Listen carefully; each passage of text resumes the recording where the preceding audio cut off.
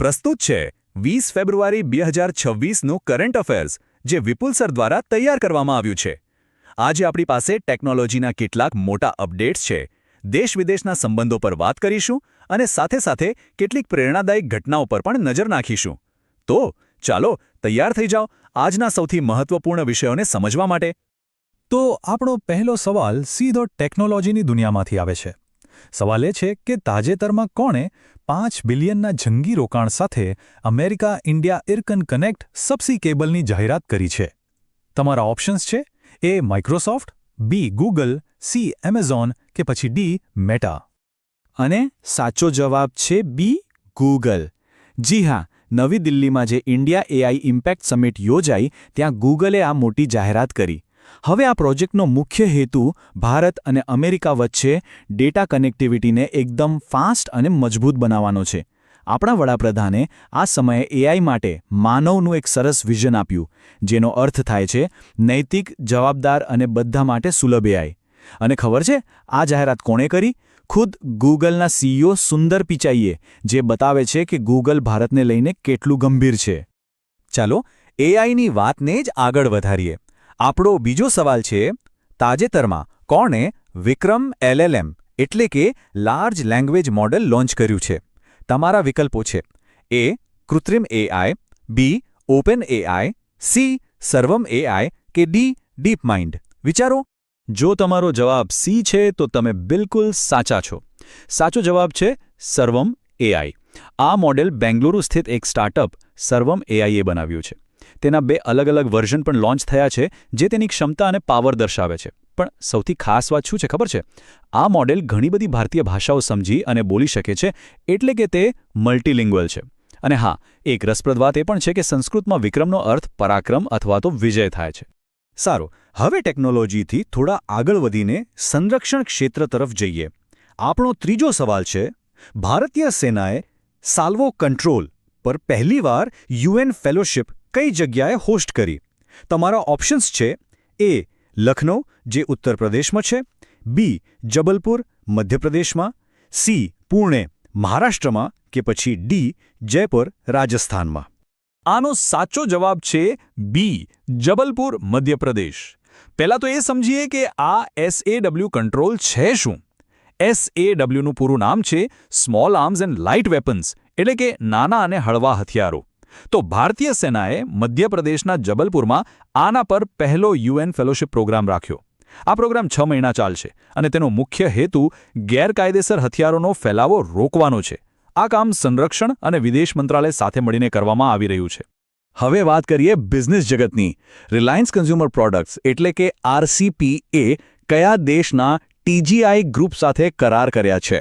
તમારા વિકલ્પો છે: એ કેન્યા, બી દક્ષિણ આફ્રિકા, સી નાઇજીરિયા કે ડી ઇજિપ્ત. અહીં સાચો જવાબ છે સી નાઇજીરિયા. જુઓ, રિલાયન્સ હવે પોતાની પ્રોડક્ટ્સને દુનિયાભરના બજારમાં લઈ જવા માંગે છે અને એના માટે જ એમણે નાઇજીરિયાના TGI ગ્રુપ સાથે હાથ મિલાવ્યા છે. હવે તમે વિચારશો કે નાઇજીરિયા જ કેમ? કારણ કે નાઇજીરિયા આફ્રિકાનો સૌથી વધુ વસ્તી ધરાવતો દેશ છે, એટલે રિલાયન્સ માટે ત્યાં એક બહુ મોટું માર્કેટ છે.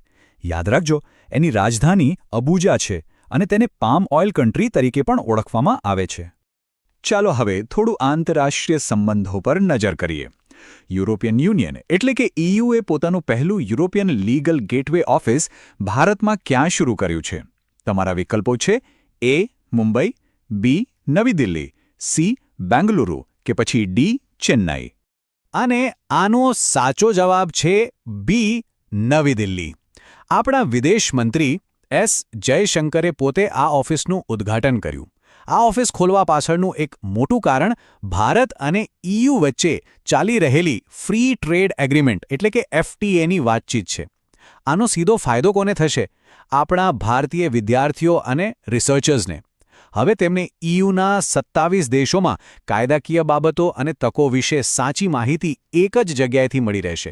અને હા, એ પણ યાદ રાખજો કે EUનું હેડક્વાર્ટર બ્રુસેલ્સ, બેલ્જિયમમાં છે.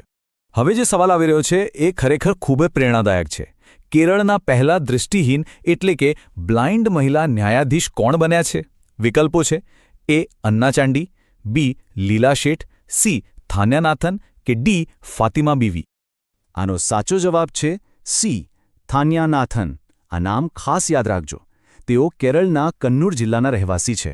સુપ્રીમ કોર્ટે જ્યારે દિવ્યાંગ વ્યક્તિઓને પણ ન્યાયતંત્રમાં જોડાવાની પરવાનગી આપી ત્યાર પછી આ ઐતિહાસિક નિમણૂક શક્ય બની છે. આ સાથે એ પણ યાદ રાખવું જરૂરી છે કે અન્ના ચાંડી ભારતના પહેલા મહિલા હાઈકોર્ટ જજ હતા અને ફાતિમા બીવી સુપ્રીમ કોર્ટના પહેલા મહિલા જજ હતા. ખરેખર આપણે જે કહીએ છીએ ને કે ન્યાય આંધળો છે, એ કહેવત અહીં ખૂબ જ સકારાત્મક રીતે સાચી સાબિત થઈ છે. ચાલો હવે કળા અને સંસ્કૃતિની દુનિયામાં જઈએ. ભારતનો પહેલો જૈન ચાદર મહોત્સવ ક્યાં યોજાવાનો છે? તમારા વિકલ્પો છે: એ પાલી રાજસ્થાન, બી જેસલમેર રાજસ્થાન, સી ગીર સોમનાથ ગુજરાત કે ડી શ્રવણબેલગોળા કર્ણાટક? સાચો જવાબ છે બી જેસલમેર રાજસ્થાન. આ ભારતમાં પહેલીવાર આયોજિત થઈ રહ્યો છે એક વિશેષ જૈન ચાદર મહોત્સવ જે 6 થી 8 માર્ચ દરમિયાન યોજાશે અને સ્થળ છે જેસલમેર, જેને આપણે બધા ગોલ્ડન સિટી એટલે કે સુવર્ણનગરી તરીકે પણ ઓળખીએ છીએ. તમને ખબર છે ને ગોલ્ડન સિટી કેમ કહેવાય છે?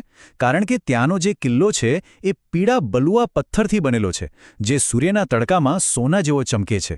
હવે એક ખૂબ જ અગત્યનો સવાલ જે પર્યાવરણ અને આપત્તિ વ્યવસ્થાપન સાથે જોડાયેલો છે. કયા રાજ્યએ ટાઇડલ ફ્લડિંગને રાજ્ય વિશિષ્ટ આપત્તિ તરીકે જાહેર કરી છે? તમારા ઓપ્શન્સ છે: એ ઓડિશા, બી પશ્ચિમ બંગાળ, સી તમિલનાડુ કે ડી કેરળ? સાચો જવાબ છે ડી કેરળ. પહેલાં તો એ સમજીએ કે આ ટાઇડલ ફ્લડિંગ એટલે શું. સાદા શબ્દોમાં કહીએ તો ભરતીના કારણે દરિયા કિનારાના વિસ્તારોમાં જે પાણી ભરાઈ જાય એ. કેરળ સરકારે આ સમસ્યાની ગંભીરતાને સમજીને તેને રાજ્ય વિશિષ્ટ આપત્તિનો દરજ્જો આપ્યો છે.